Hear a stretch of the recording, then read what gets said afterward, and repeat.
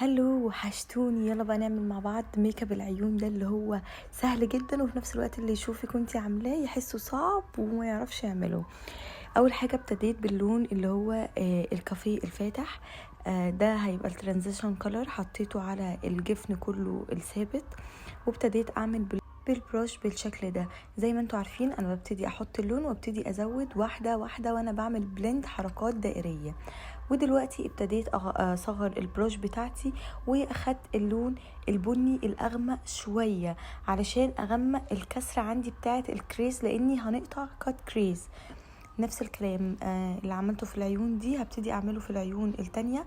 بصي علشان الموضوع يبقى سهل معاكي، الخطوة اللي انتي تعمليها في العيون دي اعمليها في العيون التانية. دلوقتي انا قطعت الكات كريس، طبعا انا قطعتها معاكم كتير قبل كده وانتم المفروض حفظتوها.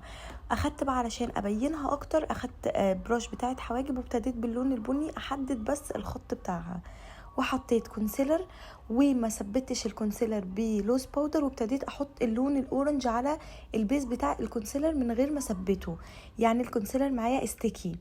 ودلوقتي بقى بعد ما حطيت الاورنج كله على الجفن المتحرك، عملت ميكس ما بين الالوان الشيمر دي علشان اخد اللون الاورنج الغامق، وابتديت اثبته على كل اللون الاورنج اللي هو المط اللي انا حطيته.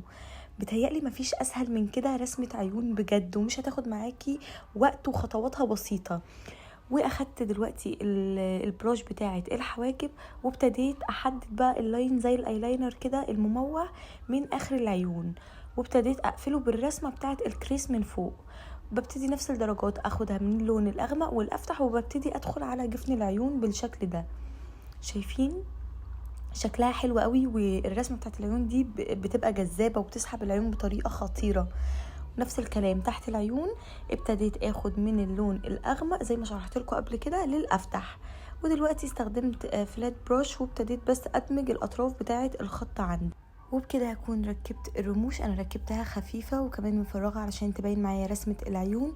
وهنا بكون بعمل الكونتور بتاع النوز، وكمان بحط البلاشر على لون خوخي علشان يبقى ماتشنج مع الالوان اللي انا عملتها، علشان انا عاملة الالوان على اورنج.